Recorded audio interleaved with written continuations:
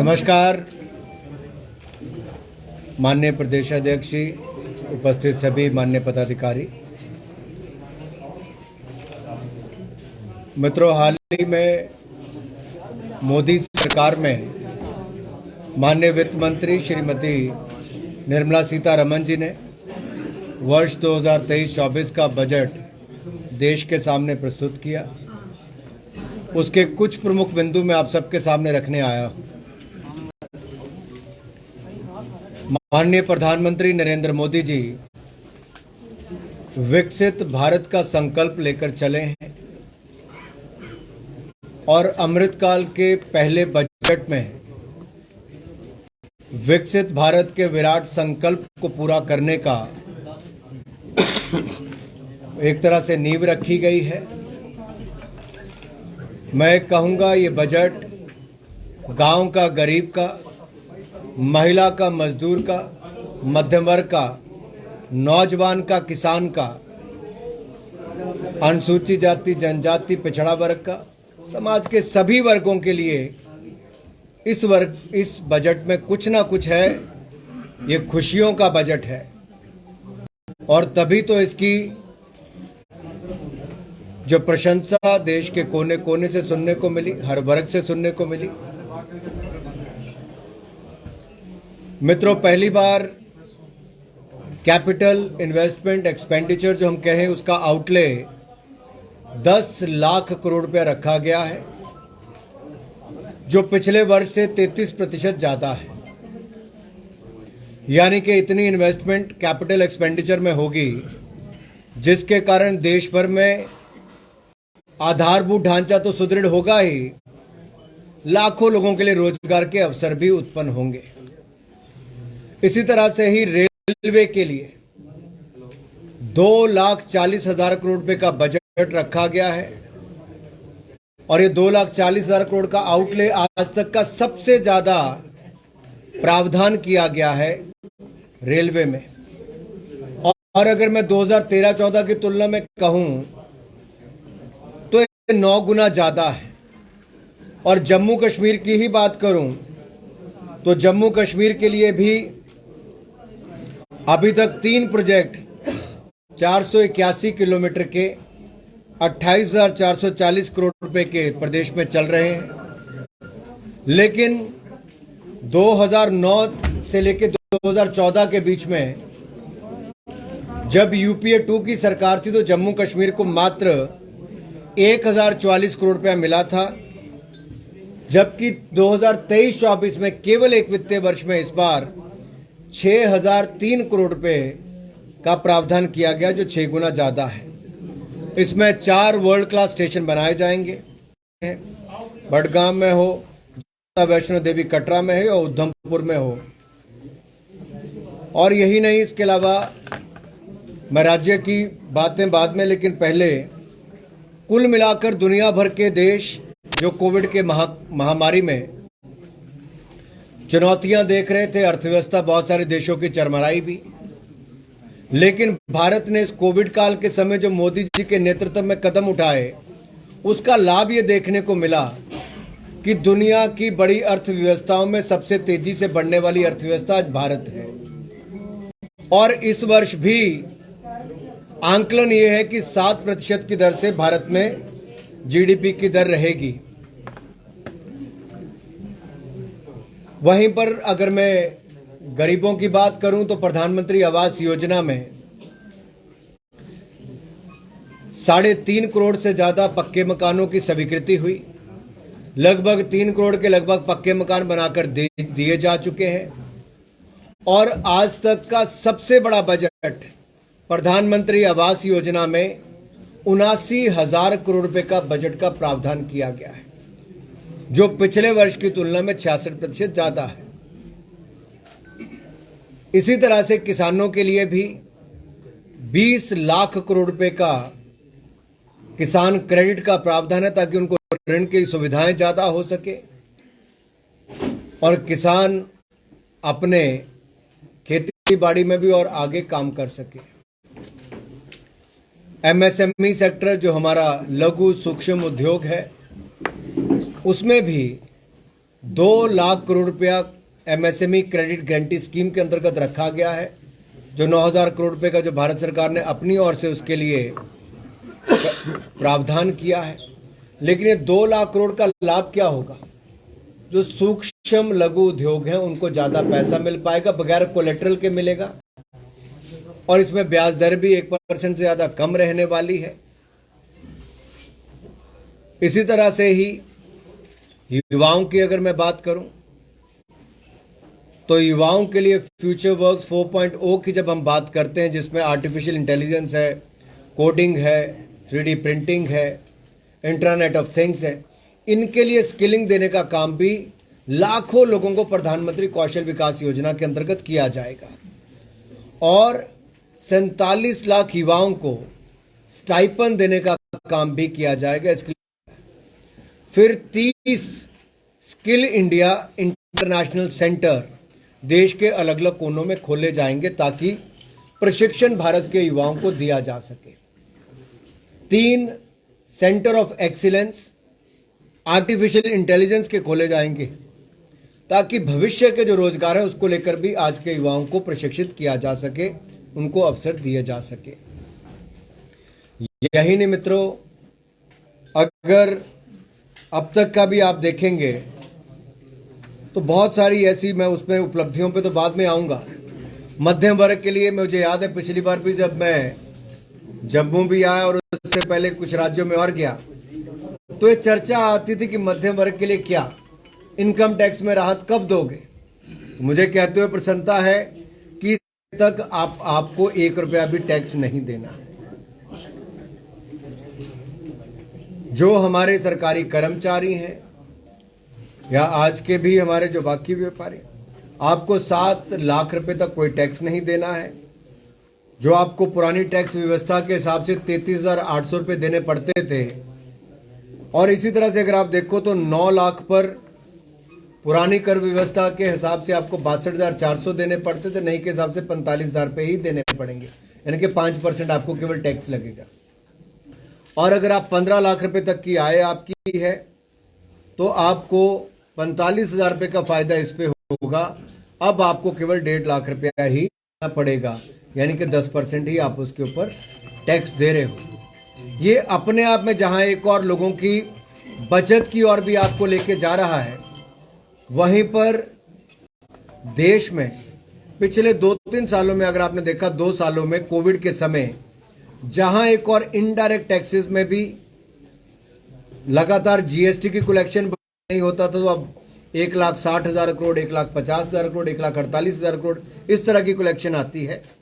तो वहीं पर डायरेक्ट टैक्सेस, जिसको हम इनकम टैक्स बात हम सब लोग पे करते हैं, वो भी कॉरपोरेशन टैक्स, उसमें भी वृद्धि हुई है।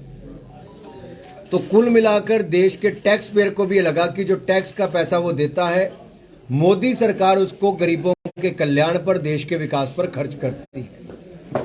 और इसलिए टैक्स में राहत भी दी गई कि मध्यम वर्ग को इसमें राहत भी मिले, गरीबों को, लोअर इनकम ग्रुप को भी इसमें लाभ मिल सके। इनकम टैक्स रिटर्न का प्रोसेसिंग टाइम 93 दिन से कम करके अब मात्र 16 दिन रह गया। आपने देखो कि रिफंड भी बहुत तेजी से वापस आने शुरू हुए। इसी तरह से ही हमने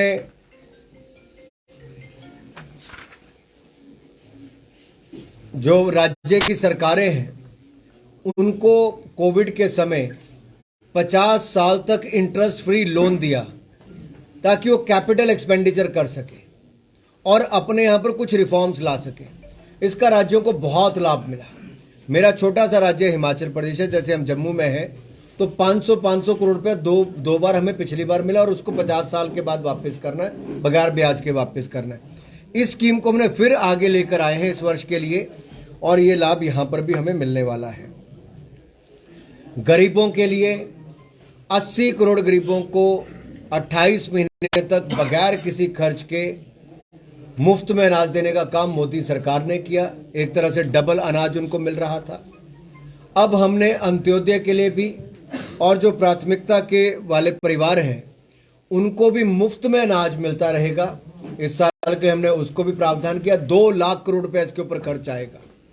से 80 करोड़ लोगों को तो लाभ मिलेगा ही, साथ में प्राथमिकता वाले हमारे अंत्योदय और प्राथमिकता वाले इन परिवारों को लाभ मिल पाएगा। मित्रों, हम लोग किसानों की बात करते हैं तो 11 करोड़ किसानों को 2,26,000 करोड़ रुपया प्रधानमंत्री किसान सम्मान निधि के माध्यम से हम अब तक दे चुके हैं। और पिछली बार भी जब पिछले 1-2 सालों में दुनिया भर में फर्टिलाइजर्स के, यूरिया के दाम 3 गुना बढ़ गए, मोदी सरकार 1 रुपया भी नहीं बढ़ाया। और ये जो 11 करोड़ किसानों को पैसे मिले, इसमें महिला किसान भी हैं। अब भी किसानों को कई बार क्या है, जल्दबाजी में सामान बेचना पड़ता था, स्टोरेज की सुविधा नहीं थी। अब हम पंचायत स्तर पर स्टोरेज की सुविधा बनाएंगे। किसान जब चाहे तब अपने अनाज को बेचे, जब मंडी में उसको दाम अच्छा मिले, ई-नाम के माध्यम से बेचे, या बाकी कंप्यूटराइजेशन हम जो कोऑपरेटिव सोसाइटी से लेके बाकी का कर रहे हैं, जिसमें 25,000 करोड़ रुपए अलग से खर्च हो रहा है, वो अलग है। तो ये डिसेंट्रलाइज स्टोरेज कैपेसिटी हम देश के हर जिला में पंचायत स्तर पे बनाने जा रहे हैं, ताकि किसान वहां पर भंडारण कर सके। और मिलेट, जिसको हम मोटा अनाज भी एक तरह से कहते हैं, रागी है, बाजरा है, इस तरह से हम उसके भी पैदावार करने के लिए उसको बढ़ावा देंगे। श्री अन्न, इसको हमने जो प्रोग्राम का नाम दिया है, अब इसमें न्यूट्रिशन वैल्यू भी है। छोटा और सीमांत किसान इसको केवल पैदा करता है, इसकी एक्सपोर्ट भी ज़्यादा होगी तो किसान को आय भी ज़्यादा होगी। मत्स्य पालन के ऊपर भी, यानी कि फिशरीज के लिए भी 6,000 करोड़ रुपए की एक सब स्कीम अलग से लेकर आए हैं। जैसा मैंने कहा, 20 लाख करोड़ रुपए हमने पशुपालन, डेयरी और मत्स्य पालन इसके लिए रखा है, ताकि हमारे किसानों के साथ साथ डेयरी, एनिमल हस्बेंड्री और फिशरी, इन सबको भी उसका लाभ मिल सके। मित्रों, हमारे ट्राइबल क्षेत्र, चाहे जम्मू कश्मीर से लेकर नॉर्थ ईस्ट तक सभी हो, या देश के अन्य राज्यों में भी, ट्राइबल्स के लिए विशेष तौर पर 740 एकलव्य स्कूल बच्चों के लिए खोले जाएंगे। 3.5 लाख ट्राइबल बच्चों को इसका लाभ मिलेगा। 38,000 टीचर्स की नियुक्ति की जाएगी और इसके माध्यम से हमारे युवाओं को आगे बढ़ने का अवसर मिलेगा। इसी तरह से ही पीएम विश्वकर्मा कौशल सम्मान, यानी कि पीएम विकास, इसकी शुरुआत की जा रही है, जहां पर हमारे जो हुनर वाले पारंपरिक शिल्पकार हैं के साथ जोड़ना, नई सुविधाओं से लैस करना, मार्केट से लिंक करना, वो भी हम काम करने वाले, उनके ब्रांड का भी प्रचार करना, इस सब पे से जोड़ेंगे। और इसके लिए पीएम विकास योजना को हम लेकर आए हैं। स्टार्टअप्स में देश के युवाओं ने शानदार काम किया। जब से प्रधानमंत्री मोदी जी ने युवाओं को स्टार्टअप्स के रास्ते पर चलने के लिए कहा, और ये भी कहा कि युवा रोजगार मांगने वाला नहीं, रोजगार देने वाला बने, 90,000 स्टार्टअप्स आज देश में शुरू हुई है। India has become the 3rd largest startup ecosystem in the world. जहां दुनिया में हमारा कहीं नाम नहीं था, आज दुनिया में भारत का स्टार्टअप 3रा सबसे बड़ा इकोसिस्टम बनकर तैयार हुआ है। और 107 भारतीय स्टार्टअप्स यूनिकॉर्न का दर्जा प्राप्त किए। लगभग $30 बिलियन इनकी वैल्यूएशन है। तो लाखों लोगों को रोजगार भी दिया और आगे भी। अब इनके लिए हमने 1 साल के लिए और इनकम टैक्स का छूट भी दे दी है। लॉसेस बुक करने हो तो आप उसको भी कर सकते हैं, लॉसेस को कैरी फॉरवर्ड करना है तो हम किया है। महिला सम्मान बचत पत्र 2 लाख रुपए के आप डिपॉजिट करेंगी महिलाएं, युवतियां, महिलाएं दोनों ही कर सकती हैं। और 2 साल के इस बचत पत्र में 7.5% आपको ब्याज मिलेगा, जो अपने आप एक बहुत आकर्षक। यही नहीं, सेल्फ हेल्प ग्रुप 80 लाख से ज़्यादा हमारे पूरे देश में है। इन 9 करोड़ महिलाओं को, जिस तरह से हमने किसानों के लिए FPOs बनाए, फार्मर प्रोड्यूसर ऑर्गेनाइजेशन, या उनको मार्केट लिंकेज करने का काम किया, इसी तरह से सेल्फ हेल्प ग्रुप की महिलाओं को, जो स्वयं सहायता समूह जिसको हम कहते हैं, उनकी 9 करोड़ महिलाओं को हम मार्केट लिंकेज देने का काम, टेक्नोलॉजी से जोड़ने का काम, ये सब करने वाले हैं। कोऑपरेटिव सेक्टर पर हमने शानदार काम किया है। नया कोऑपरेशन मंत्रालय अलग से बनाया है, जैसे स्किल मंत्रालय अलग है, कोऑपरेशन मंत्रालय अलग बना है, पहली बार बना है। देश भर की कोऑपरेटिव्स को जहां एक और 3 लाख रुपए कैश तक के लिए हमने वो छूट अलग से की है, इनकम टैक्स में राहत उनको दी है, स्लैब कम किया है। वहीं पर ही हमने उनके कंप्यूटराइजेशन के लिए भी हजारों करोड़ रुपया खर्च करने का काम किया, कर रहे हैं, उसका प्रावधान इसमें किया है। यही नहीं, लास्ट माइल कनेक्टिविटी को देखते हुए 75,000 करोड़ रुपए का प्रावधान अलग से किया। ऐसे प्रोजेक्ट जिसपे हम कोयला, कॉटन या फर्टिलाइजर्स, माइनिंग, इस सब के जोड़ के जहां पर ट्रांसपोर्टेशन को और आसान किया जा सकते, टाइम कम हो, उसके लिए भी इसका प्रावधान किया गया है। अब ट्राइबल वाले बच्चे जो हमारे हैं, अनुसूचित जाति के और अनुसूचित जनजाति के, इनके लिए भी क्या किया है? इनके लिए भी जो स्कॉलरशिप है वो 6,359 करोड़ रुपया हमने अनुसूचित जाति के बच्चों के लिए इसमें अलग से करने का प्रावधान किया है। शहरी जो सुविधाएं हैं उसमें शहरी आवश्यकताओं को देखते हुए, क्योंकि देश की लगभग 35% आबादी आज शहरों में रहती है और टीयर 2, टीयर 3 के जो शहर हैं, जैसे जम्मू भी हमारा उनमें से एक आएगा, 10,000 करोड़ रुपए का प्रावधान उसमें किया है कि एक नए शहरी बुनियादी ढांचा विकास कोष इसको हम बनाएंगे और इसमें रहने वाले शहरों को जो सुविधाएं चाहिए उसको भी इसमें देखकर करेंगे। इसी तरह से ही टूरिज्म सेक्टर को और महत्व देने के लिए टूरिज्म के लिए भी अलग से एक फंड क्रिएट किया गया है, ताकि उसमें अलग अलग शहरों के ऐसे 50 हम लोग डेस्टिनेशंस को चुन पाएं, जो नए स्थलों को विश्व स्तरीय पर्यटन स्थल हम बनाएंगे। और यही नहीं, यूनिटी मॉल भी हम हर राज्य में खोलेंगे, ताकि वन डिस्ट्रिक्ट वन प्रोडक्ट के प्रोडक्ट्स को, सेल्फ हेल्प ग्रुप के प्रोडक्ट्स को, उनमें भी हम स्थान देने का काम कर सकें। वेस्ट टू वेल्थ, क्योंकि कचरे से आप आय कैसे कर सकें। एक और जहां गोवर्धन योजना हम लेकर आए हैं, ऐसे 500 यूनिट लगवाएंगे, 10,000 करोड़ किया गया है। तो दूसरी ओर भारत को ग्रीन इकोनॉमी बनाने के लिए 35,000 करोड़ रुपए का अलग से प्रावधान किया। Bharat global hub green hydrogen का बने, तो उसके लिए 8 लाख करोड़ रुपए का निवेश भारत में आएगा। 8 लाख से ज्यादा के रोजगार अवसर सीधे तौर पे उसके मिल पाएंगे।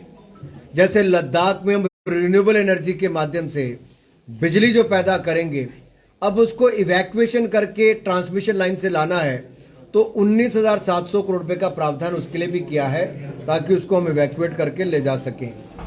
यही नहीं,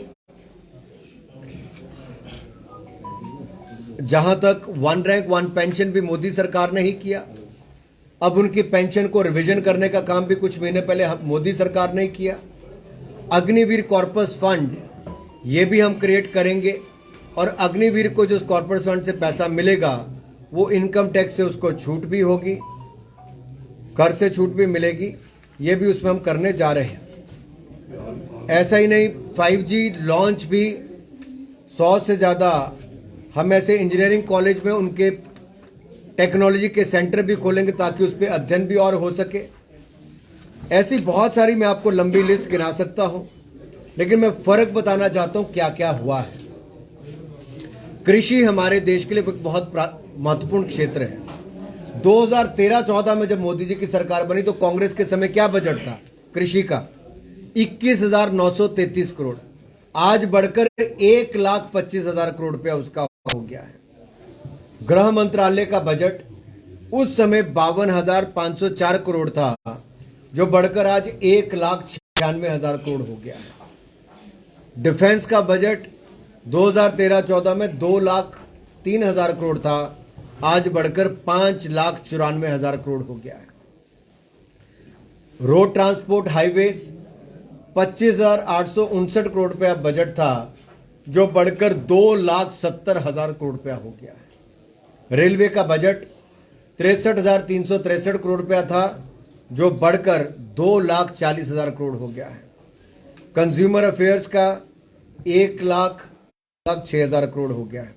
ग्रामीण विकास, गांव की जब हम बात करते हैं, तो 80,194 करोड़ बजट था, जो बढ़कर 1,60,000 करोड़ हो गया है। एजुकेशन 79,451 करोड़ रुपया बजट था, जो बढ़कर 1,12,000 करोड़ हो गया है। और इसी तरह से ही स्वास्थ्य का 37,330 करोड़ रुपया बजट था, जो बढ़कर 88,936 करोड़ हो गया। इसी तरह से ही खेलों का बजट मेरे डिपार्टमेंट का तो उस समय मुश्किल से 850 करोड़ 864 करोड़ रुपया था, जो बढ़कर 3397 करोड़ रुपया हुआ है। तो इस तरह से हम देखते हैं, एक तौर तो बजट लगभग दुगने से ज्यादा इन 8 वर्षों में मोदी सरकार के समय हुए हैं। वहीं दूसरी ओर भारत में प्रति व्यक्ति आय भी लगभग दुगनी हुई है। ये भी अपने आप में एक बड़ी संतोषजनक स्थिति है 2014 के मुकाबले। और जैसा मैंने कहा कि भारतीय अर्थव्यवस्था इस साल 7% की दर से बढ़ने की उम्मीद है, जो दुनिया की बड़ी अर्थव्यवस्थाओं में सबसे ज्यादा है। आप में से किसी ने कुछ पूछना है तो पूछ सकते हैं। सर, राहुल गांधी जी ने हमला किया है इस बजट को लेकर। उन्होंने कहा है कि इस बजट को लेकर कोई भी विजन नहीं है, जॉब की क्रिएशन को लेकर कोई भी विजन नहीं है, इसमें टैकल महंगाई को करने को लेकर, और कोई भी इंटेंट नहीं है स्टेप इनइक्वालिटी को लेकर। सर, कैसे देखते हैं? देखिए, जिस बजट में समाज के हर वर्ग के लिए कुछ ना कुछ हो,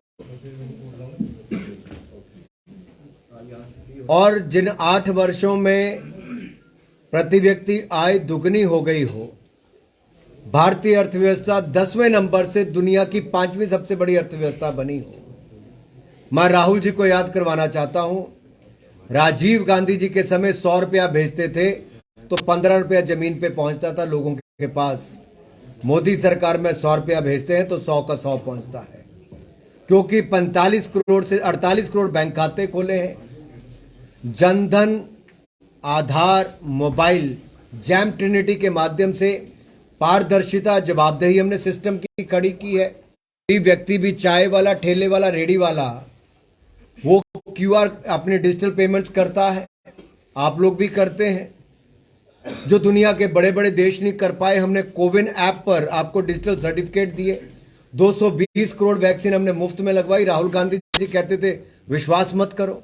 80 करोड़ गरीबों को हमने 28 महीने तक मुफ्त में राशन दिया। दुनिया भर में महंगाई 3-3, 4-4 गुना बढ़ी है, भारत में लगातार महंगाई कम करने का काम किया। मेरा राहुल गांधी जी, सोनिया गांधी जी से प्रश्न है,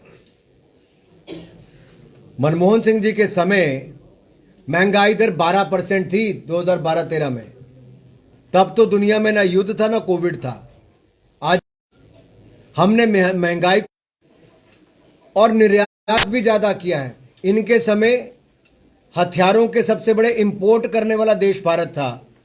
हमने 16,000 करोड़ रुपए का निर्यात किया, एक्सपोर्ट किया है। और यही नहीं, सेकंड लार्जेस्ट मोबाइल इंपोर्टर होता था भारत, आज सेकंड लार्जेस्ट मैन्युफैक्चरर बनाकर हमने दिखाया है। इनके समय बिजली नहीं आती थी, हमने घर गांव में बिजली पहुंचा दी। इनके समय महिलाओं को धुआं भुगतना पड़ता था पानी लेने के लिए और लकड़ी लाने के लिए। 6 घंटे दिन के महिलाओं के जाते थे। आज 11 करोड़ महिलाओं को रसोई गैस का सिलेंडर मिला है। 6 करोड़ पानी के नए कनेक्शन मिले हैं। 3 करोड़ 25 लाख लोगों को पक्के मकान बनाकर, जो 60 साल में नहीं कर पाई, मोदी सरकार ने 8 साल में किया है। जिस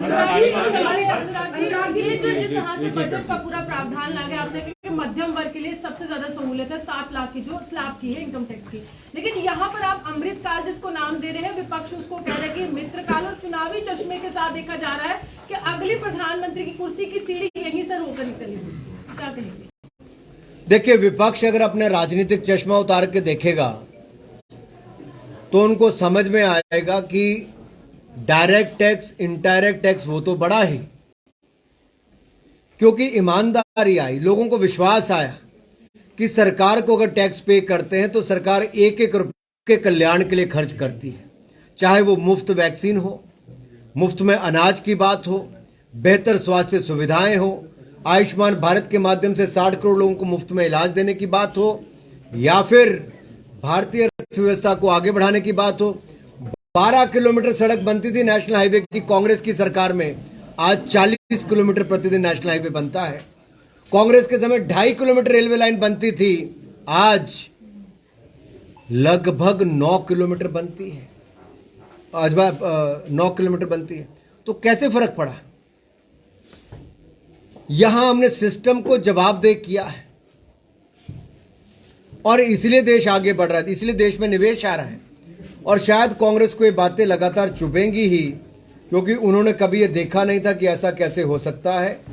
और जब उनको हर साल वो उठाते थे कि मध्यम वर्ग को छूट दो, मध्यम वर्ग को छूट दो, गरीब के, अब इनको लगा हमने गरीब के लिए सब कुछ कर दिया, फिर इन्होंने मध्यम वर्ग की बात उठानी शुरू की। अब मध्यम वर्ग के लिए भी कर दिया है। अब देखिए 9 लाख रुपए वाले को अगर 45,000 रुपए केवल देने पड़ते हैं तो उसकी बचत कितनी होती है?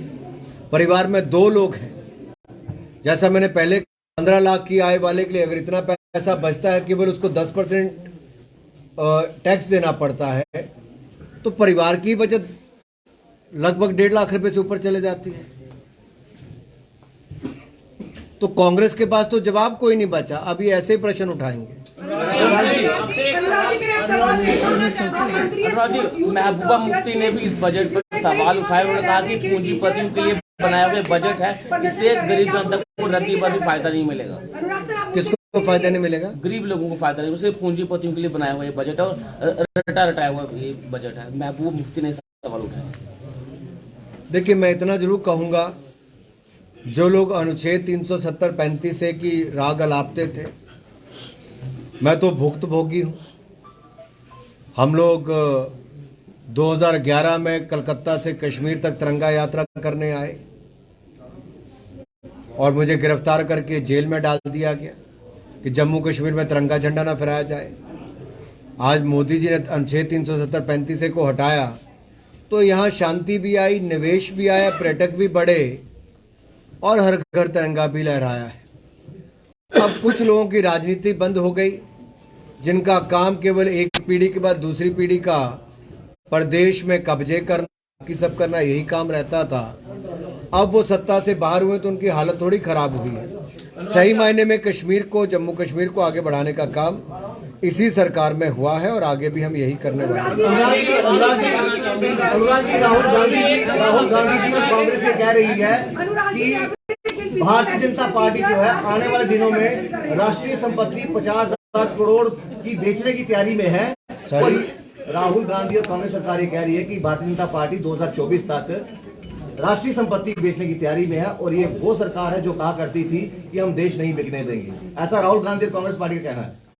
नहीं, मैं आज भी कहता हूं कि जो कांग्रेस के लोगों ने देश को लूटकर खोखला कर दिया, हमने वायदा किया था 2013-14 में कि सत्ता में आएंगे, ना खाएंगे ना खाने देंगे, और उस बात पर हम आज भी टिके कि 8 वर्ष हो गए, मोदी सरकार के ऊपर कोई एक पैसे का आरोप नहीं लगा सकता। ईमानदारी के साथ सरकार चलाई है और कह सकते हैं ना देश बिकने दिया है ना बिकने देंगे। भारत को मजबूत किया है, आगे बढ़ाया है और आगे ही बढ़ाने का काम कर रहे हैं।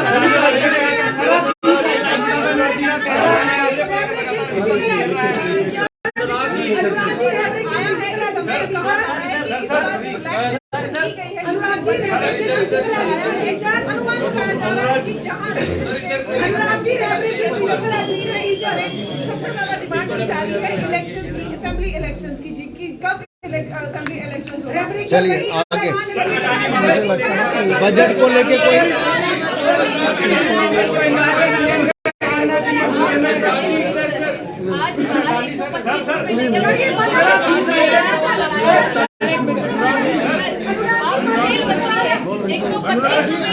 आज खेलों को यहाँ पर जम्मू कश्मीर में बढ़ावा दिया जा रहा है। देखिए, क्या लग रहा है ये सही है? खेलो इंडिया जैसा देखो, मैडम एक मिनट रुकिए। खेलो इंडिया अभियान माननीय प्रधानमंत्री नरेंद्र मोदी जी ने शुरू किया और युवा और खेल मोदी जी की सदा प्राथमिकता रही है। और अगर आप पूरे बजट में देखोगे तो युवा केंद्र बिंदु है। युवाओं के लिए रोजगार की बात हो, युवाओं के लिए प्रशिक्षण की बात हो, युवाओं के लिए खेलकूद की बात हो, या युवा के लिए ग्रीन एंड सस्टेनेबल भारत बनाने की बात हो, green growth, green economy, green investment and green jobs, इसका संकल्प इस पूरे बजट में दिखता है। और युवाओं के लिए भविष्य का भारत कैसा हो, सक्षम समृद्ध भारत हो, और ये मैं कहना चाहता हूं, ये समावेशी हमने ये जो बजट है, ये अगर हम कुल मिलाकर कहें, ये सभी वर्गों के लिए है, दूरदर्शी है, पारदर्शी है, सर्वसमावेशी है। और मैं तो इतना कहूंगा आप सबके लिए कि खेलो इंडिया जो अभियान है, उसके अंतर्गत यूथ गेम्स अभी भोपाल में हो रही है, रिकॉर्ड भागीदारी वहां पे हुई। यूनिवर्सिटी गेम्स पिछली बार कर्नाटक में हुई, अब उत्तर प्रदेश में होने वाली है। विंटर गेम्स 10 फरवरी से 14 फरवरी तक कहीं और नहीं, हमारे ही कश्मीर में होने जा